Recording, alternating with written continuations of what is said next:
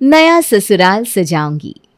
किशोर के पिता की 5 साल पहले ही बीमारी के चलते मौत हो गई थी और उसके बाद से उसने ही घर को अच्छे से संभाला था। वंदना की अब एक ही इच्छा थी कि किशोर की भी शादी हो जाए और वो अपनी जिंदगी में सेटल हो जाए।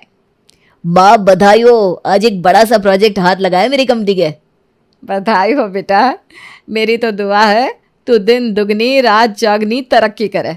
बस माँ, ये प्रोजेक्ट मिल गया ना, इससे मेरी कंपनी को काफ़ी मुनाफा मिल जाएगा और उसके बाद मैं अपना ड्रीम हाउस लूँगा। हाँ हाँ ज़रूर बेटा, लेकिन ड्रीम हाउस में रहने वाली भी तो साथ होने चाहिए ना। अब माँ तुम फिर से उस बात पर आ गई। अरे बेटा, जब से तेरे पिताजी गए हैं उसके बाद से तूने ही उनके बिजनेस को संभाला है, इतना आगे बढ़ाया है। अब तो तेरी उम्र है तो भी शादी करके सेट हो जाना बेटा।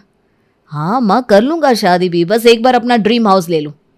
अरे वो तो तू शादी के बाद भी ले सकता है, पत्नी के आने के बाद तेरा बोझ भी हल्का हो जाएगा। अरे सही तो कह रही है तेरी माँ किशोर, अब तो 28 का तो हो गया है, अब तुझे भी ना शादी कर लेनी चाहिए। देखा, देविका भी यही कह रही है। अरे मैं क्या रही हूँ, मैं तो शादी का रिश्ता लेकर आई हूँ हमारे किशोर के लिए।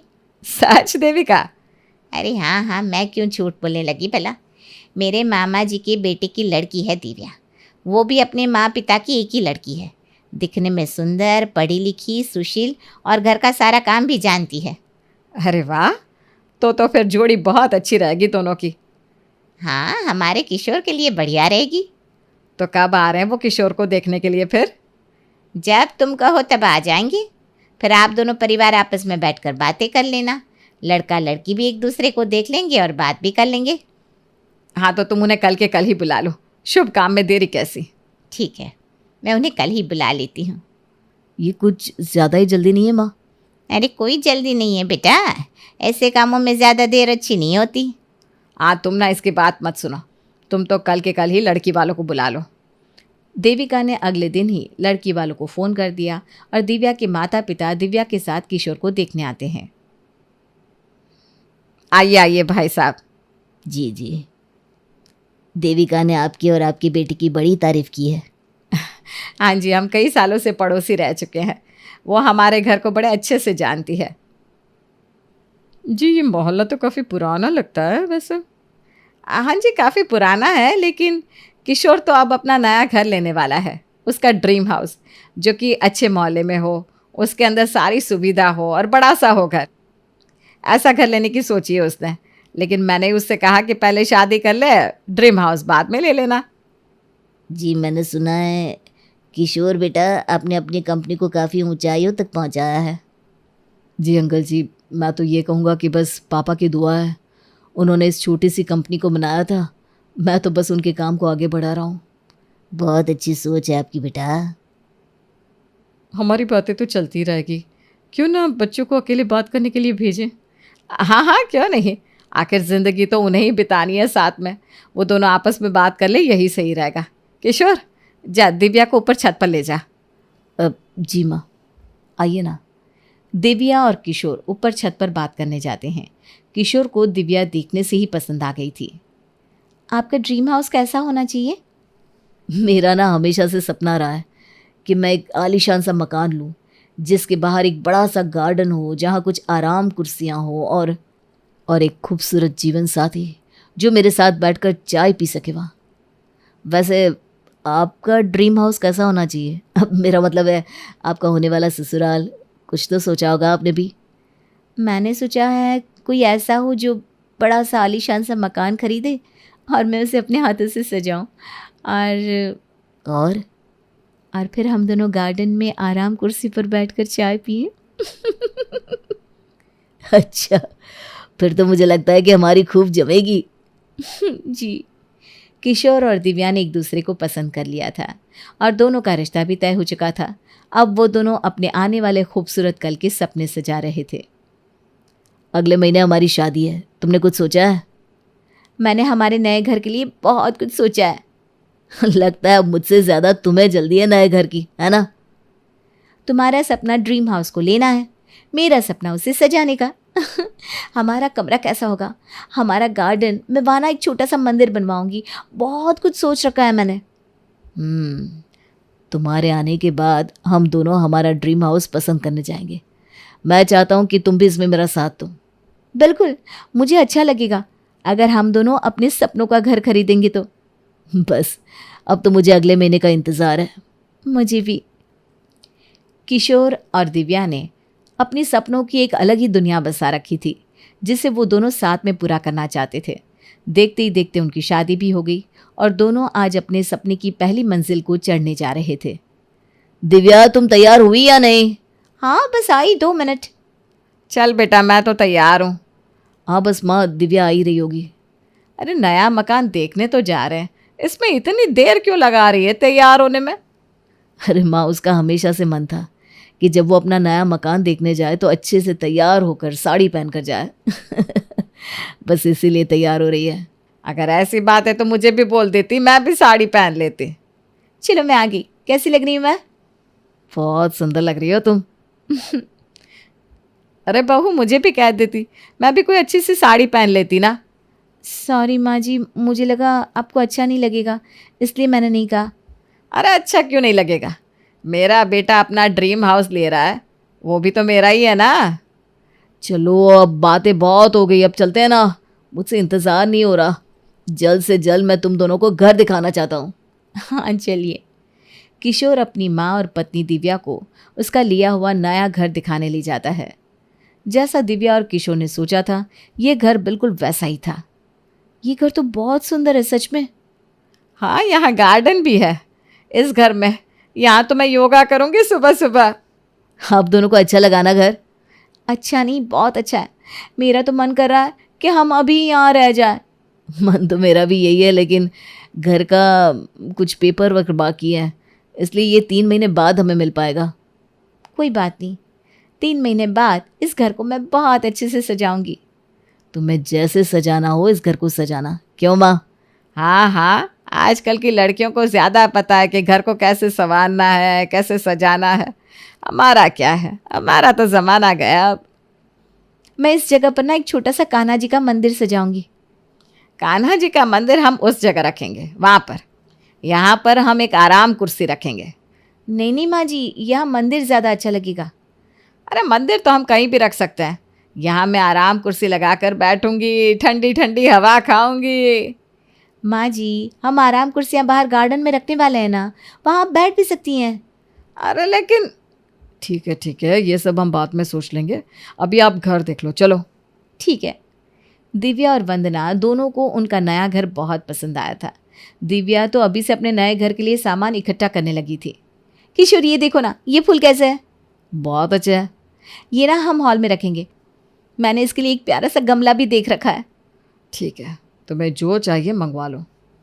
हाँ, अभी ना सेल आने वाली है, वहाँ से मैं काफ़ी चीज़ें लेकर रखूँगी, जैसे नई चद्दरें, नए गमले, हमारे गार्डन को सजाने की चीज़ें और भी बहुत कुछ। मैं बता नहीं सकती मैंने क्या क्या सोच रखा है। अरे तुम्हें जैसे चाहिए वैसे सजाना हमारे नए घर को। और क्या बातें चल रही है?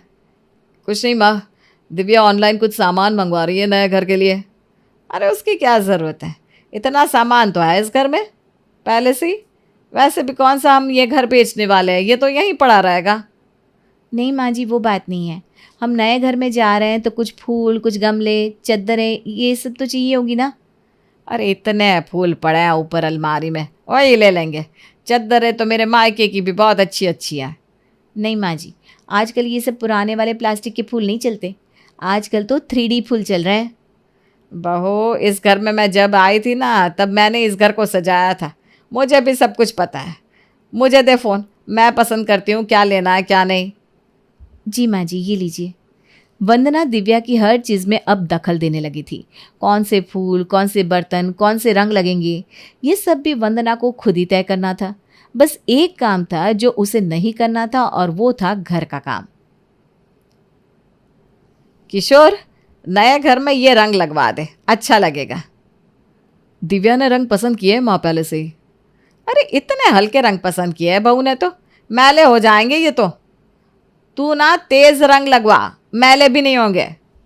नहीं नहीं माँ जी, आजकल कोई भी इतने तेज़ और चुभने वाले रंग घर में नहीं लगवाता। तुम यहाँ ना ज़रा ये देखो, ये रंग कैसा है। हाँ, आती हूँ थोड़ी देर में। बस सारा काम हो गया है, दूध उबल रहा है।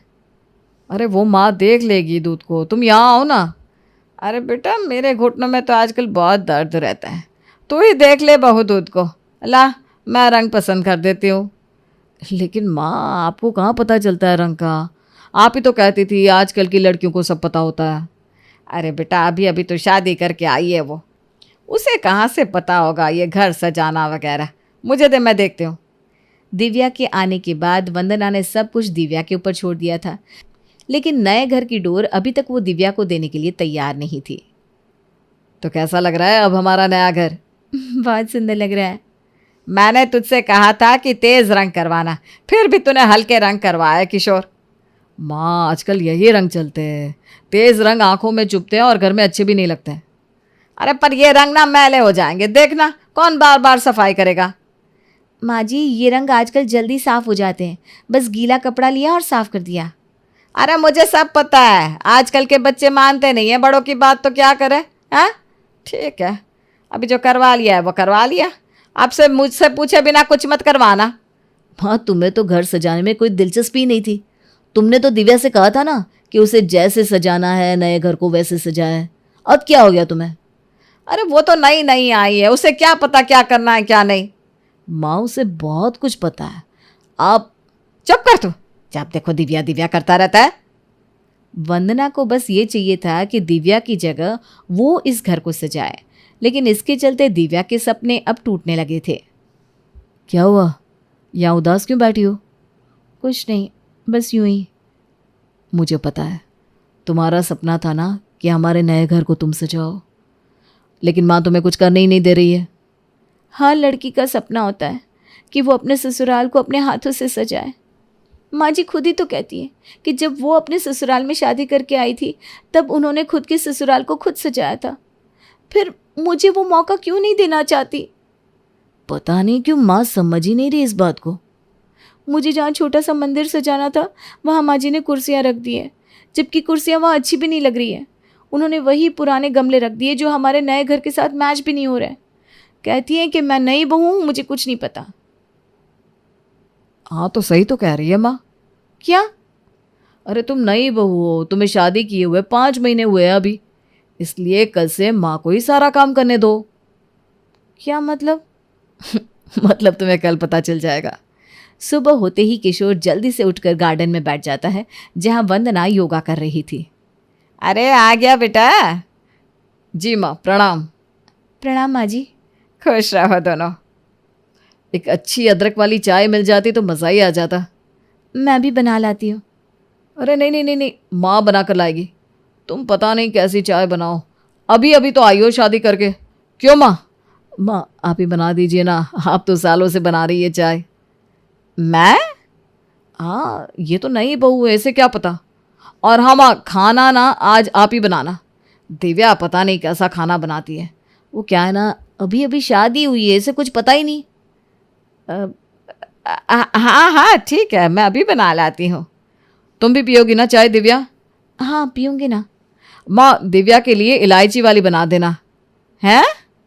अच्छा ठीक है। आप देखो माँ कैसी बनाती है चाय और खाना, तुम्हें तो कुछ आता ही नहीं। किशोर ने वंदना का दाव उसी पर अपनाया था और कुछ दिनों तक दिव्या से काम न करवाकर उसने वंदना से ही काम करवाना चालू रखा। आज मुझे दाल बाटी चूरमा खाने का बड़ा मन था माँ। हाँ हाँ मैं अभी बना लाती हूँ। अरे फिर वही बात, अरे तुम्हें कहाँ आता है कुछ, तुम अभी नई नई हो दिव्या। अरे नहीं नहीं दिव्या बहू बहुत अच्छा खाना बनाती है, मुझसे भी अच्छा। किशोर नई बहू है लेकिन इसे मुझसे भी ज़्यादा काम आता है। अरे नहीं माँ आप तो ऐसे ही बोल रही हो। अरे नहीं सच कह रही हूँ मैं, मेरे हाथों में इतना स्वाद नहीं है जितना इसके हाथों में है। मुझसे ज़्यादा इसे पता है कि रसोई में कौन सी चीज़ें कैसे रखनी है। बहू तू जा, मैंने सारा घर तेरे हवाले कर दिया है, तुझे जैसे करना है वैसे कर। मैं जा रही हूँ अपने कमरे में आराम करने। अरे माँ सुनो तो। अरे नहीं मैं जा रही हूँ अपने कमरे में आराम करने, तुझे जो करना है वो कर बहू। लो माँ तो चली गई। वाह आपने तो कमाल ही कर दिया। अरे अब आपसे वादा जो किया था मोहतरमा कि साथ साथ अपने सपनों का घर सजाएंगे, तो वादा तो पूरा करना ही था। अब सब कुछ तुम्हारे हाथों में है। तुम्हें जैसे हमारे इस प्यारे से घर को सजाना है वैसे सजाओ। Thank you ji.